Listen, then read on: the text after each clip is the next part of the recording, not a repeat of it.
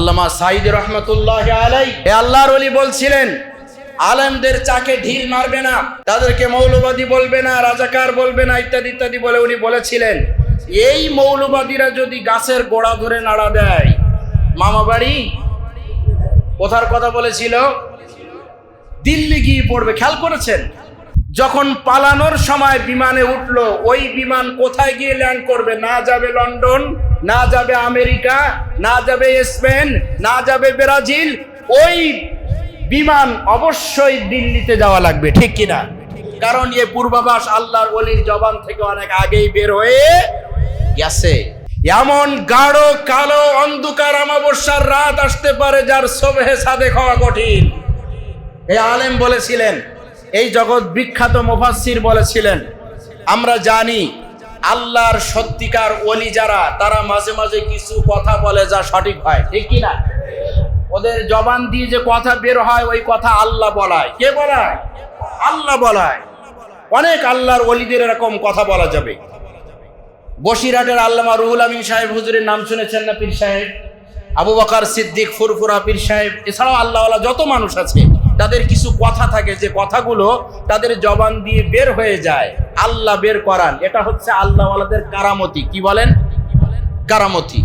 এই কথাগুলো তাদের জবান থেকে বের হয় অটোমেটিক, আল্লাহ বের করেন জাতিকে সতর্ক সাবধান করার জন্য। আবহাওয়ার পূর্বাভাস যেমন তাদের জবান দিয়ে এরকম খবর বের করে, সাবধান হও নইলে বিপদ আছে, ঠিক কিনা বলেন? আল্লামা আজিজুল হক রহমতুল্লাহ আলাইহিকে জেলে নেওয়া হয়েছিল, মনে আছে আপনাদের? ওজুর পানি দেওয়া হতো না। পতন কি আর এমনি হয়? কাজেই সব সময় মনে রাখতে হবে, কোরআনে যেমন আবু লাহাবের কথা আছে, ওই কোরআনে আবু বকরেরও কথা। আমরা কোন দিকে যাব? আমরা যাব আবু বকরের দিকে, ঠিক কিনা বলে? চরিত্র যদি আবু লাহাবের সাথে মিশে যায়, ওই সূরা তো নামাজে আপনি পড়তেছেন, তাব্বাত ইয়াদা আবি লাহাবিউ ওয়া তাব। প্রিয় ভাইরা আমার, এ সকল কথাগুলো আল্লাহওয়ালাদের জবান থেকে বের হয়।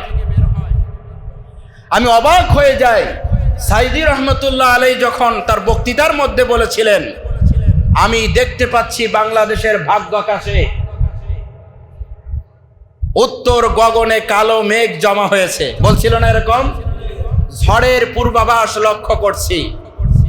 যদি সক্ষমভাবে মোকাবেলা করতে না পারো, জাতিকে বলছে, আমাদেরকে বলছে, এমন গাঢ় কালো অন্ধকার অমাবস্যার রাত আসতে পারে যার সুবহে সাদেক হওয়া কঠিন, ঠিক কিনা?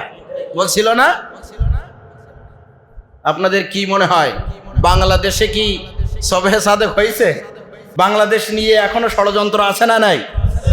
এই মোদি একটা ইসলামী সরকার, বর্তমান যে সরকার ইসলামের পক্ষের সরকার, তারা তো সরাসরি ইসলাম বিরোধী কাজ করছে না, কি বলেন, ঠিক কিনা?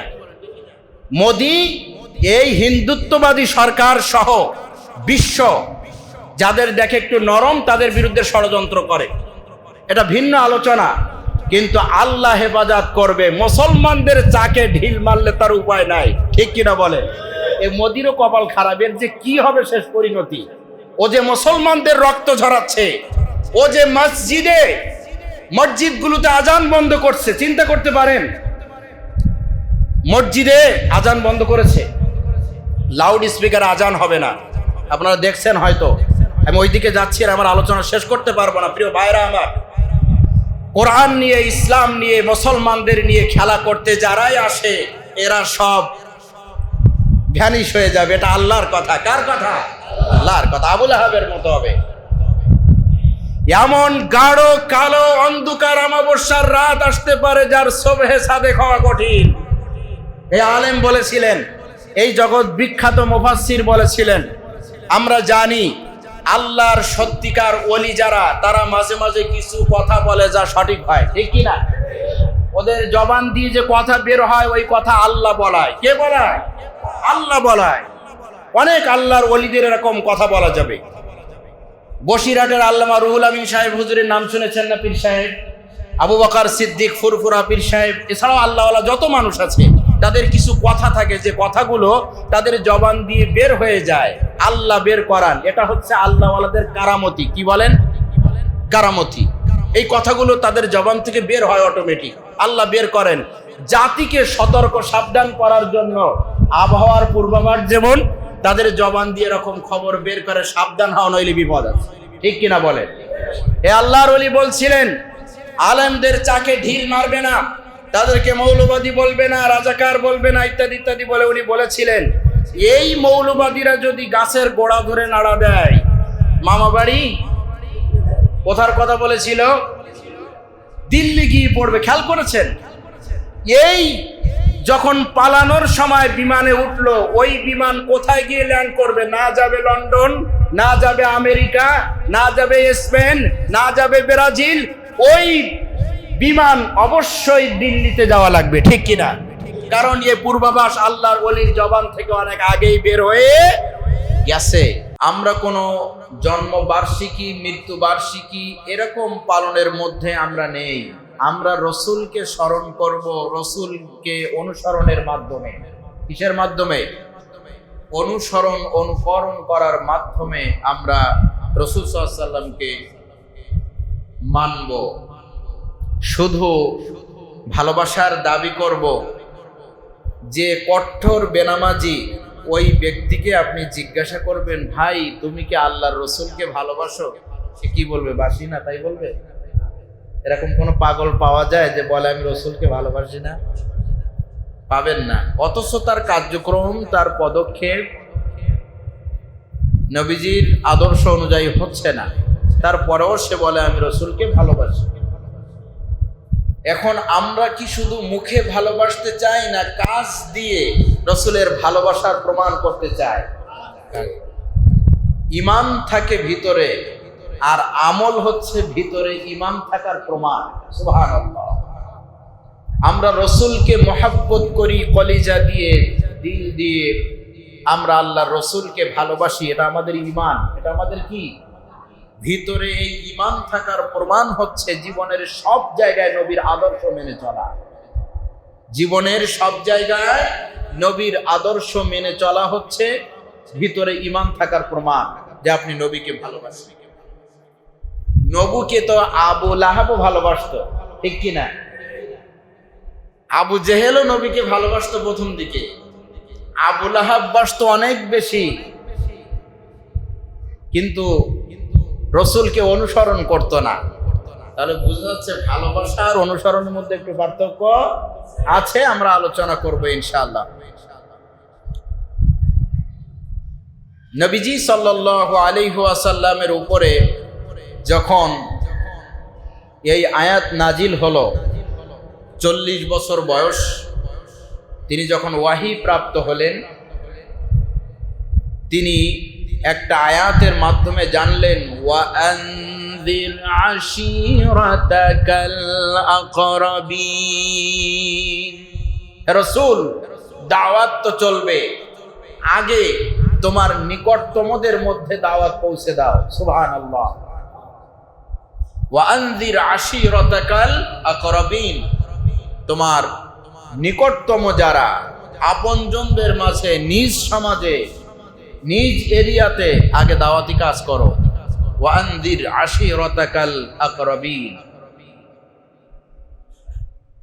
আল্লাহর হাবিব এই আদেশ পাওয়ার পরে, আল্লাহ কোনো আদেশ দিলে নবীজি সেটা যে 100 করবেন, এটাই ঈমান। ঠিক কিনা? তিনি এই আদেশ বাস্তবায়নের জন্য পাহাড়ের চূড়ায় গেলেন। পাহাড়ের চূড়ায় গিয়ে তার জাতিকে ডাকলেন, ডেকে দাওয়াত দিলেন। সেই দাওয়াতের প্রতিক্রিয়া একরকম। এটা 40-এর পরের ঘটনা। বয়স 40-এর আগে নবীর আগমনে, নবীর জন্মে যে মানুষগুলো খুশি ছিল, ওই মানুষগুলো ওয়াহি পাওয়ার পরে, কোরআন নাজিল হওয়ার পরে একদল মানুষ তার বিরোধিতা করলো। কেন? প্রশ্ন হচ্ছে, যে মানুষগুলো নবীর আগমনে খুশি হলো, ওই একই মানুষের একটা বড় অংশ ওয়াহি পাওয়ার পরে, কোরআন নাজিলের পরে বিরোধিতা করলো কেন? এটা আমরা জানবো। এজন্য জানবো যে আমরা রবিউল আউয়াল মাস ব্যাপী নবীর জীবনী নিয়ে, সিরাত নিয়ে আমরা আলোচনা করব। ওই দিকগুলো, যে দিকগুলো পালন করলে, যে দিকগুলো মানলে জান্নাত পাওয়া যায়। সুবহানাল্লাহ বলেন। আল্লাহর হাবিব যখন পৃথিবীতে আসেন, জন্মগ্রহণ করেন, আব্দুল্লাহর ঘরে যখন পুত্র সন্তান এলো, কুরাইশ বংশের একটা লাঠি বেড়ে গেল। আল্লাহর হাবিব যখন পৃথিবীতে আসলেন, ওনার আব্বাজান পৃথিবীতে নাই। চাচা আবু লাহাবকে যখন খবর জানানো হলো, আপনার পরিবারে, আপনার বংশে একজন সন্তান এসেছে, ছেলে সন্তান, নাম হলো মুহাম্মদ। নাম কি? মুহাম্মদ। এই খবর শোনার পরে আবু লাহাব এত বেশি খুশি হয়েছিল, আমার ভাইয়ের সন্তান মানে তো আমারই সন্তান, ঠিক কিনা? এত খুশি হয়েছেন, হাদিস শরীফের মধ্যে এসেছে যে দাসী, আবু লাহাবের দাসী সুয়াইবা নামে একজন দাসী ছিল, সর্বপ্রথম সে গিয়ে আল্লাহর নবীর জন্মের খবর আবু লাহাবকে দেয় যে আপনার পরিবারে আপনার ভাইয়ের একটা সন্তান হয়েছে। এত খুশি আবু লাহাব হয়েছিল, ওই দাসী এই সংবাদ দেওয়ার কারণে আঙ্গুলের ইশারায় তাকে সে মুক্ত করে দেয়। যা, তোকে নাজাত দিয়ে দিলাম, আজ থেকে তুই মুক্ত। এত খুশি হলো, খুশিতে উপস্থিত এরকম একটা কাজ সে করলো। আবু লাহাব কে করলো? খুব খেয়াল করবে, জন্মে কিন্তু আবু লাহাব খুব খুশি। জন্মে খুশি হলো যে আবু লাহাব। জন্মের পরে নবীজি সাল্লাল্লাহু আলাইহি ওয়াসাল্লাম আস্তে আস্তে বড় হচ্ছেন। মক্কার সকল মানুষের কাছে তিনি বড় প্রিয়। তারা তাকে আদর করে, স্নেহ করে, মায়া করে। তার সুন্দর চেহারা, সুন্দর চরিত্রের কারণে ওই এলাকার মানুষগুলো তখন তাকে আল আমিন বলে ডাকে। কি বলে ডাকে? আল আমিন, মানে বিশ্বস্ত, ভদ্র, মার্জিত। কারণ তারা আল্লাহর রসুলকে কখনো খারাপ কথা বলতে শুনি নাই। সুবহানাল্লাহ।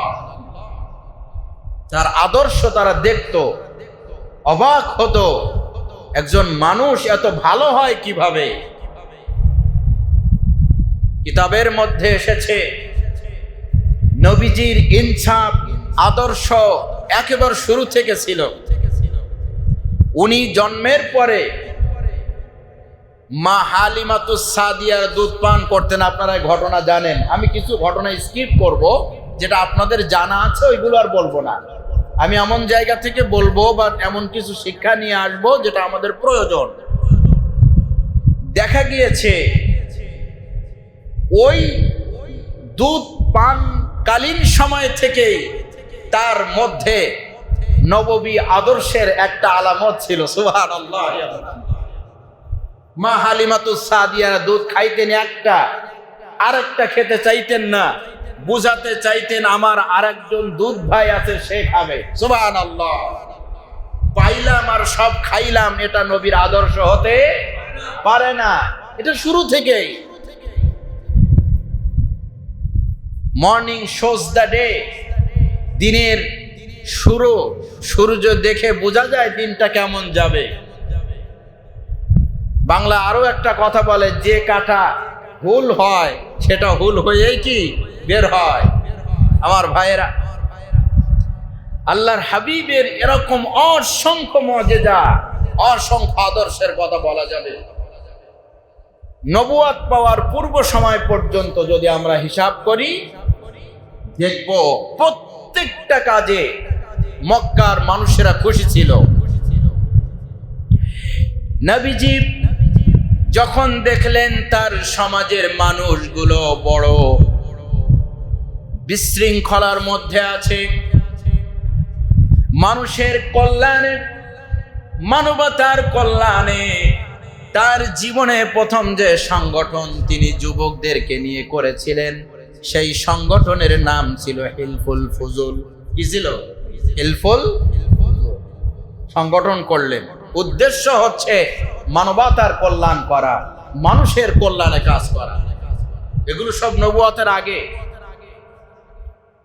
নবুয়তের আগের অনেক ঘটনা বলা যাবে যে ব্যাপারে মক্কার কুফফারদের কোনো কথা ছিল না। সমস্যা বাঁধলো অন্য জায়গায়। যখন 40 বছর বয়স হলো, আল্লাহ পাক ওয়াহি করলেন, নবী ইকরা বিসমি রাব্বিকাল্লাযী খালাক খালাকাল ইনসানা মিন আলাক। এভাবে সূরা আলাকের প্রথম 5 আয়াত নাজিল হয়ে গেল।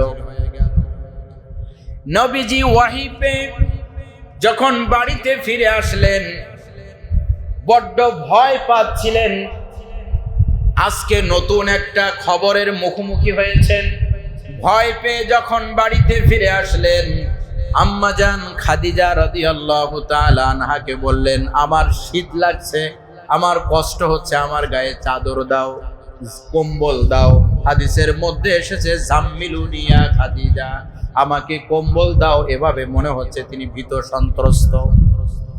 ওই সময় খাদিজা রাদিয়াল্লাহু তাআলা আনহা বলেছিলেন, আপনি ভয় পাবেন না, আপনি চিন্তা করবেন না, আপনার আল্লাহ কখনো আপনাকে বিপদে ফেলবে না। কারণ কি? আপনি নামাজ পড়েন, আপনি রোজা রাখেন, আপনি হজ করেন, এই কথাগুলো তিনি বলেন নাই। তিনি বলেছিলেন, আপনি তো অন্যের বিপদে এগিয়ে যান, সুবহানাল্লাহ, অন্যের বোঝা কাঁধে নেন। তার মানে কি? অন্য মানুষ বিপদে পড়লে, মনে করেন একজন কন্যা দায়গ্রস্ত, মেয়ে বিবাহ দিতে পারছে না, সেখানে আপনি সহযোগিতা করেন। কোনো মানুষ চিকিৎসা পাচ্ছে না প্রপারলি, আপনি সেখানে সহযোগিতা করেন। কোনো একটা বিপদে পড়েছে, আপনি এগিয়ে যান। এভাবে বেশ কিছু কথা বললেন, সবগুলো সামাজিক এবং মানুষের কল্যাণমূলক কাজ। চিৎকার দিয়ে বলি সুবহানাল্লাহ।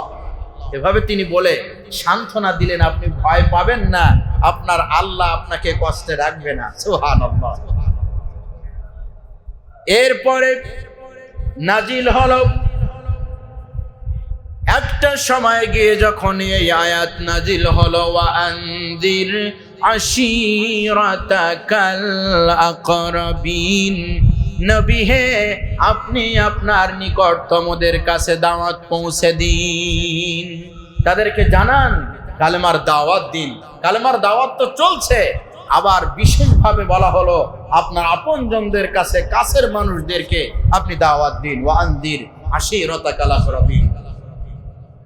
নবীজি সর্বপ্রথম যেদিন এই কথা বলার জন্য কুরাইশদেরকে ডাক দিলেন, একটা পাহাড়ের চূড়ায় উঠলেন এবং তিনি তাদেরকে ডাক দিলেন, আমি কিছু বলতে চাই, আমি কিছু বলতে চাই, আমি কিছু মেসেজ দিতে চাই।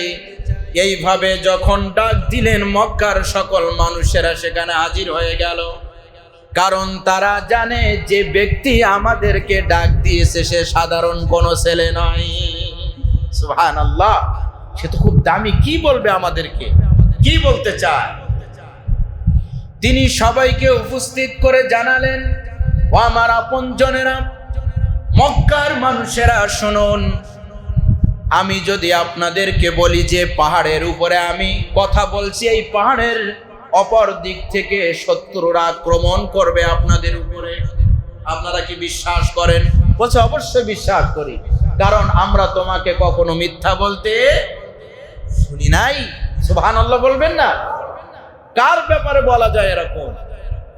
মক্কার সকল কুরাইশ, মক্কাবাসীরা বলছে, যারা উপস্থিত ছিল ওই ময়দানে, আমরা তোমাকে কখনো মিথ্যা বলতে শুনি নাই, আমরা তোমাকে বিশ্বাস করি। তিনি বললেন, যদি বহির আক্রমণ হয় আমি বলি, আমি যদি তোমাদেরকে বলি অনারব এসে তোমাদের উপরে আক্রমণ করবে, সতর্ক হও, তোমরা বিশ্বাস করবে কিনা? এই খবর যখন তিনি দিলেন, সাথে সাথেই একটু আগে, এক মুহূর্ত পূর্বে যে পরিবেশটা সম্পূর্ণ রসুলের অনুকূলে ছিল, আল্লাহর রসুলের কাছে ছিল, ওনার দিকে ছিল। এই কথা বলার পরে মুহূর্তের মধ্যে পুরা অডিয়েন্স নবীর বিরোধিতা শুরু করলো। আল্লাহু আকবার। নবীজি কি বলেছেন? বলো লা ইলাহা ইল্লাল্লাহ। এই বলার পরে আল্লাহ রসুলের বিরোধিতা শুরু হয়ে গেল। তারা নড়ে চড়ে বসলো। বলে কি? এই কথা বলা মানে তো আমাদের মাতব্বারি শেষ। আমাদের মাতব্বারি শেষ। কোন আল্লাহর কথা বলে? কি বলে? এখন এমন এক ব্যক্তি বলছে এই কথা, কুরাইশ বংশের সম্ভ্রান্ত পরিবারের সন্তান, যাকে তারা আল আমিন বলে, আস-সাদিক বলে যাকে, সে বলছে এই কথা। কেউ কিছু বলতে পারছে না, কিন্তু তিনি যে কথাটা বলেছেন তাদের দৃষ্টিতে মারাত্মক কথা বলেছেন, ধর্মদ্রোহী কথা বলেছেন। নাউজুবিল্লাহ। কি বলেছে? ধর্মের বিরোধিতা করছে, দেবদেবীর বিরোধিতা করছে।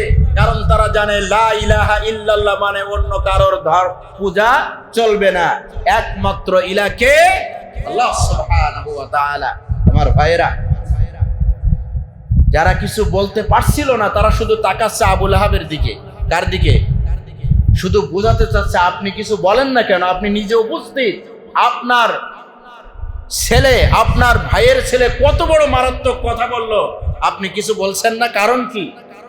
তারা সবাই একযোগে বলল আলি হাযা জামাতানা তাব্বান লাকা ইয়া মুহাম্মদ, তুমি ধ্বংস হও। আলি হাযা জামাতানা, তুমি কি এই কারণে আমাদেরকে এই জায়গায় নিয়ে ডাকছো? আমার ভাইয়েরা, নোট দিস পয়েন্ট, খুব ভালোভাবে বুঝতে হবে। একটু আগ পর্যন্ত যে মানুষগুলো রসুলের পক্ষে ছিল, নাকি বলেন রসুলের, যখন নবীজি বললেন লা ইলাহা ইল্লাল্লাহ তুফলিহু, তুফলিহু মানে তোমরা সফল হবে, যদি তোমরা লা ইলাহা ইল্লাল্লাহ বলো সফল হবে, সাথে সাথেই পুরা পরিবেশটা তার বিরুদ্ধে চলে গেল। কারণ তারা লা ইলাহা বুঝতো, লা ইলাহার অর্থ কি, ঠিক কিনা বলেন? আমাদের লা ইলাহায় কোনো সমস্যা নেই, ঝামেলা আছে এখানে।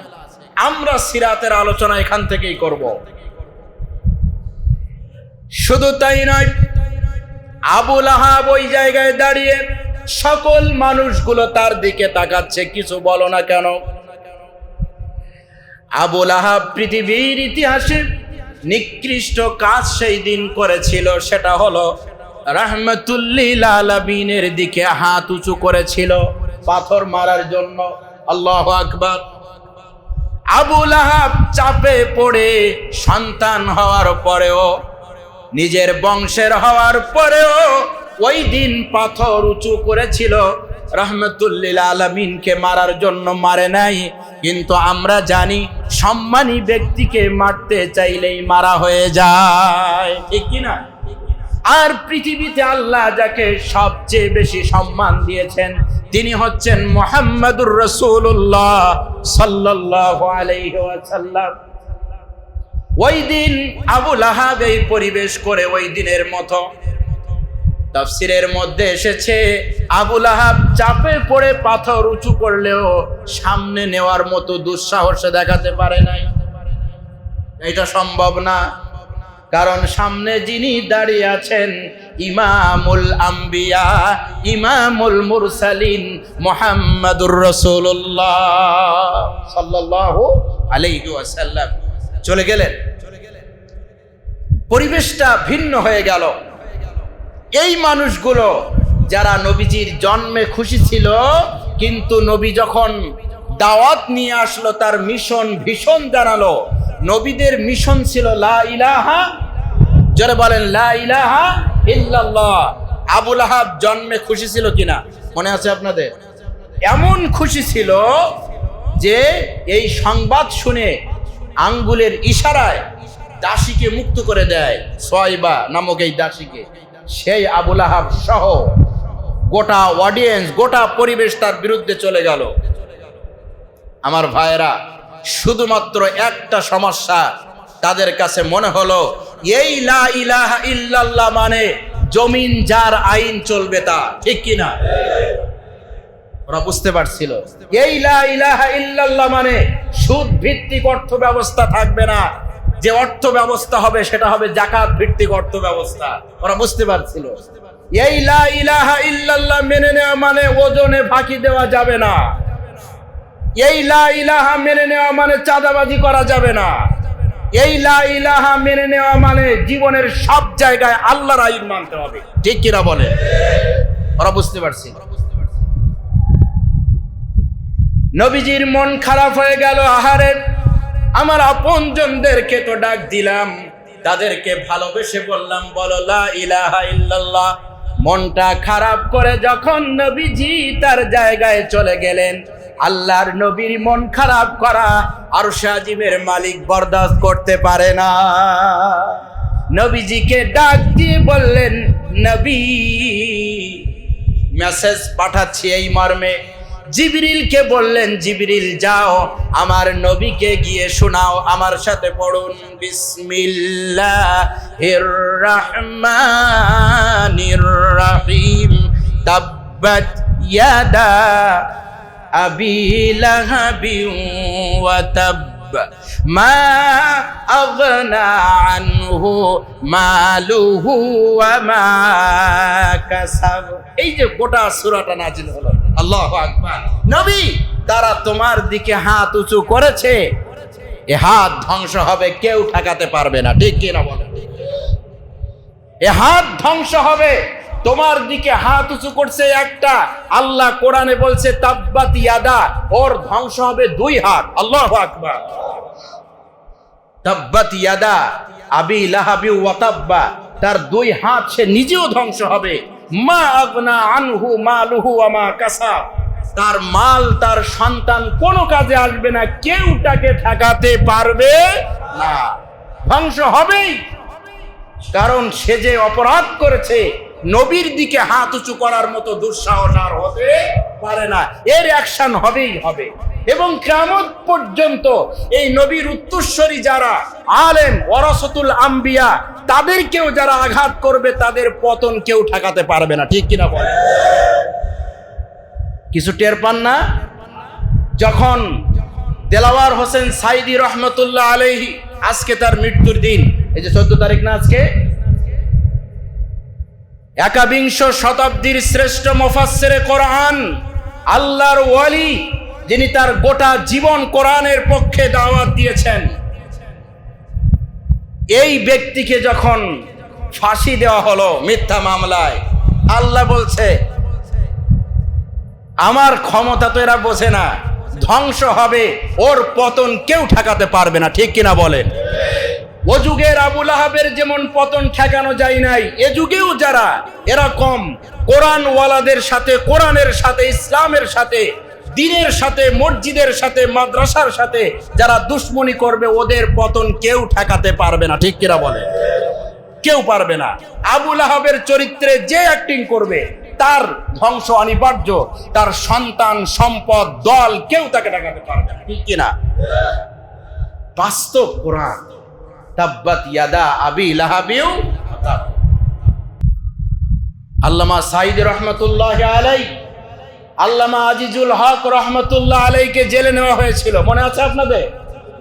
ওজুর পানি দেওয়া হতো না। পতন কি আর এমনি হয়? কাজেই সব সময় মনে রাখতে হবে, কোরআনে যেমন আবু লাহাবের কথা আছে, ওই কোরআনে আবু বকরেরও কথা। আমরা কোন দিকে যাব? আমরা যাব আবু বকরের দিকে। ঠিক কিনা বলে? চরিত্র যদি আবু লাহাবের সাথে মিশে যায়, ওই সূরা তো নামাজে আপনি পড়তেছেন, তাব্বাত ইয়াদা আবি লাহাবিউ ওয়া তাব। প্রিয় ভাইরা আমার, এ সকল কথাগুলো আল্লাহওয়ালাদের জবান থেকে বের হয়, আমি অবাক হয়ে যাই। আমার ভাইরা, আমরা রসুলের সিরাত নিয়ে আলোচনা করব গোটা মাস ব্যাপী। আমরা আবু বকর ওমরের চরিত্রে বাকি জীবন কাটাতে চাই, আবু লাহাবের নয়। ঠিক কিনা? আমরা জানি আবু লাহাব রসুলের জন্মে খুশি ছিল, রসুলের মিলাদে আবু জাহেল খুশি ছিল, কিন্তু নবীজির যে মিশন লা ইলাহায় খুশি। কথা কি বুঝাতে পারলাম? এখনো অনেক মানুষ আছে মিলাদ পড়তে ভালো লাগে, কিন্তু নামাজ পড়তে ভালো। অবশ্য আমাদের মহল্লা এরকম নাই, আবার বলে আছে। কি কন? এখনো অনেক মানুষ আছে গান শুনতে ভালো লাগে মাগার কোরআন তেলাওয়াত শুনতে ভালো লাগে না, ঠিক কিনা বলে? মিলাদ ভালো লাগে, নামাজ ভালো লাগে না। এদের অবস্থা আবু লাহাবের মতো হবে। আমরা রসুলের জন্মকেও ভালোবাসি, রসুলের আদর্শকেও ভালোবাসি, ঠিক কিনা বলে? রসুলের মিলাদ, রসুলের মহাব্বত দিলের বিন্দু মাত্র কম হোক এটা আমরা চাই না, ঠিক কিনা? কিন্তু আমরা শুধু ওইটা নিয়ে খুশি নয়, আমরা নবীজির 40 বছরের আগেরটা যেভাবে ভালোবাসি 40-এর পরেরটাও সেরকম ভালোবাসি না। সুবিধা মতো, সুবিধাবাদ জিন্দাবাদে মুমিন হওয়া যায় না, ঠিক কিনা বলে? যেখানে সুবিধা ওইখানে আমি আছি, চলবে না। এটাকে কোরআনের ভাষায় বলে মুনাফিক। কি বলে? মুনাফিক বলে। যেখান যে সুবিধা সেই রঙের সাথে মিশে যাওয়া এটা কোনো মুসলমানের কাজ হতে পারে না। মুসলমান মসজিদেও যাবে, মন্দিরেও যাবে, ও মুসলমান না, ও হলো মুনাফিক। কি? মুসলমান মসজিদে যায়, মন্দিরে যায় না, ঠিক কি না? আমার ভাইয়েরা, আজকে ভূমিকায় কিছু কথা বলছি, রসুলের আদর্শ নিয়ে আমরা কি ধরনের কথা বলবো আগামীতে। তাব্বাত ইয়াদা আবি লাহাবি ওয়া তাব। আমরা রসুলের গোটা মিশনটাকে মানতে চাই। আমাদের ভিতরে যে নবীর মহাব্বত আছে সেটা আমরা কাজ দিয়ে প্রমাণ করবো, ঠিক কিনা? ইয়া নবী সালামু আলাইকা, ইয়া রসুল সালামু আলাইকা বলে মসজিদ থেকে বের হয়ে টাস করে একটা বিড়ি ধরে টান দিয়ে বললাম, দুনিয়াকে মজা লেলো, দুনিয়া তুমহারি হো। গুড। এ কিরকম কাম করলেন আপনি? কেবল যে বললেন ইয়া নবী সালামু আলাইকা, ইয়া রসুল সালামু আলাইকা, সালাম মদিনায় পৌঁছানোর আগেই তো মুখে বিড়ি ধরালেন, ঠিক কিনা? আর ঠিক বলে না, বলে এই কাম তো ভালো না। আমার ভাইরা, কষ্ট পাচ্ছেন আপনারা? কষ্ট দেওয়ার জন্য বলছি না, আমরা একক হব। আমাদের একজন আদর্শ, একজনকেই ফলো করব, তিনি হচ্ছেন মুহাম্মাদুর রাসূলুল্লাহ সাল্লাল্লাহু আলাইহি ওয়াসাল্লাম। আমাদের লা ইলাহা যেমন উপরে লেখা থাকবে, আমাদের লা ইলাহা কলিজায়ও থাকবে, ঠিক কিনা? আমাদের লা ইলাহা মসজিদে থাকবে, আমাদের লা ইলাহা বাড়িতেও থাকবে, ঠিক না? আমাদের লা ইলাহা মসজিদে থাকবে, আমাদের লা ইলাহা ব্যবসায়ও থাকবে, আমাদের লা ইলাহা মসজিদে থাকবে, আমাদের লা ইলাহা রাজনীতিতেও থাকবে, ঠিক কিনা? সব জায়গায় থাকবে। আল্লাহ ছাড়া কারোর আইন চলবে না, জমিন যার আইন চলবে তার। নবীজির সাথে টোটাল গন্ডগোল যদি, কুফফারদের সাথে গন্ডগোল যদি আমরা এক জায়গায় করি, কেন বাঁধলো? শুধু এই জায়গাটাই সমস্যা ছিল। আমি এর আগেও বলেছি, আমরা বলি আল্লাহ ছাড়া কোনো ইলাহ নেই, তাই বলি না? আল্লাহ ছাড়া কোনো। মক্কার লোকেরা বলতো ইলাহ আছে আল্লাহ সহ। আই রিপিট, খেয়াল করেন, আমরা বলি আল্লাহ ছাড়া কোনো ইলাহ নাই। এর আরবিতে বলে লা ইলাহা ইল্লাল্লাহ, আল্লাহ ছাড়া কোনোই ইলাহ নাই। মক্কার কুফফাররা, মুশরিকরা বলতো ইলাহ আছে আল্লাহ সহ। নাউজুবিল্লাহ বলবেন না? তাতে কি বোঝা যায় ওরা আল্লাহকে অস্বীকার করত? না, ওরা কিন্তু আল্লাহরে বিশ্বাস করত। আবু জাহেল আল্লাহরে কেমন বিশ্বাস করতে একটা উদাহরণ দেই। আপনাকে যদি জিজ্ঞাসা করা হয় আপনাকে বানিয়েছে কে, কার কথা বলবেন? জোরে বলেন। কোরআনুল কারীমের মধ্যে আল্লাহ তাআলা বলেন, ওয়ালা ইন সাআলতাহুম মান খালাকাহুম লা ইয়াকুলুন্নাল্লাহ। নবী, আপনি যদি তাদেরকে জিজ্ঞাসা করেন তোমাদেরকে বানিয়েছে কে, তারা বলে আমাদের বানিয়েছে আল্লাহ। কে বানিয়েছে? আমরা কার কথা বলি? জোরে বলতে হবে, আমরা কার কথা বলি? মক্কার আবু জেহেলও বলতো আমাকে বানিয়েছে আল্লাহ। যদি আসমান থেকে পানি দেয় কে, প্রশ্ন করা হয় আপনাদের কার কথা বলবেন? জমিন থেকে কে ফসল দেয়? আল্লাহ দেয়, আমরা বলি। আল্লাহ পাক কোরআনুল কারীমের মধ্যে সূরা আনকাবুতের মধ্যে ইরশাদ করেছেন, ওয়ালা ইন সাআলতাহুম মান নাযালা মিনাস সামাই মান ফাহইয়া বিহিল আরদা বাদা মাউতিহা। হে রাসূল, আপনি যদি মক্কার কাফেরদেরকে জিজ্ঞাসা করেন আসমান থেকে পানি দেয় কে, জমিন থেকে ফসল উৎপন্ন করে কে, তারা তাকিদ দিয়ে বলে লা ইয়াকুলুন্নাল্লাহ। আল্লাহ কার কথা বলে? আপনি যেমন একবার বললেন আল্লাহ, আবু জেহেল এই কথাটা বলার আগে কয়েকবার তাকিদ দিয়ে তারপরে বলতো লা ইয়াকুলুন্নাল্লাহ, অবশ্যই আল্লাহ। কার কথা বলতো? তাহলে সমস্যাটা কোথায়? সমস্যা হচ্ছে বলুন লা ইলাহা ইল্লাল্লাহু মুহাম্মাদুর রাসূলুল্লাহ। এই লা ইলাহায় প্যাঁচ লাগলো। আল্লাহ ছাড়া কারোর আইন চলবে না, কারোর বিধান চলবে না। বিচার হবে আল্লাহর কোরআন দিয়ে। কি দিয়ে? কোরআন দিয়ে। অর্থনীতি চলবে আল্লাহর কোরআন দিয়ে। সবাই সুষম বন্টনে খাবে, কেউ খাবে কেউ খাবে না।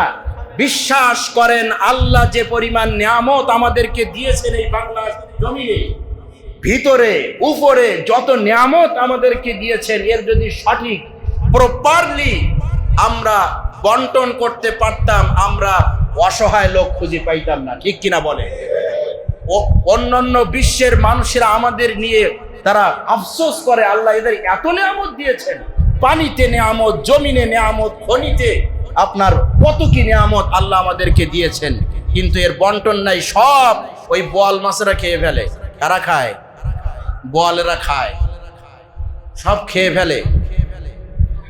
খাওয়া বন্ধ হবে সেদিন যেদিন বাংলার ভাগ্যাকাশে আল্লাহর বিধান চালু হবে। চিৎকার দিয়ে বলুন সুবহানাল্লাহ। এই মসজিদে এই মুহূর্তে একটা শান্তিপূর্ণ পরিবেশে আছি না? কেন জানেন? এখানে যা কিছু হচ্ছে, সালাত পড়া, বসা, সালাত থেকে বের হওয়া, সব নবীর আদর্শ আল্লাহর হুকুমে চলছে, তাই শান্তি আছে। ঠিক কিনা? নইলে তো সবার হাতে একটা করে লাঠি থাকতো, পাশের লোকের একটা বসাতাম, ডানে একটা বামে একটা। কিন্তু এখানে কি জানেন? এখানে সবাই সুন্দরভাবে বসে আছে এজন্য যে এটা আমরা আল্লাহর জন্য বসেছি। কার জন্য বসেছি? আল্লাহর জন্য। কোন দায়িত্বশীল যখন চেয়ারে বসে ভাবতো একটা সিগনেচারের বিনিময়ে কোটি কোটি টাকা অন্যের কাছে চলে যাচ্ছে অন্যায় ভাবে, সে যদি সুষম বন্টন করতে ভয় যদি তার মধ্যে থাকতো, তার হাত কাটা হবে। কি কাটা হবে? যদি একবার বুঝতো কোন একটা চোরের যদি হাত কাটা হতো, এরকম পরিবেশ হতো আর না।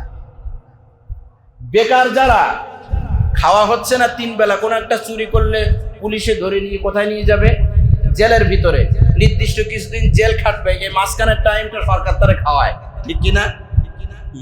মানুষের তৈরি করা আইন।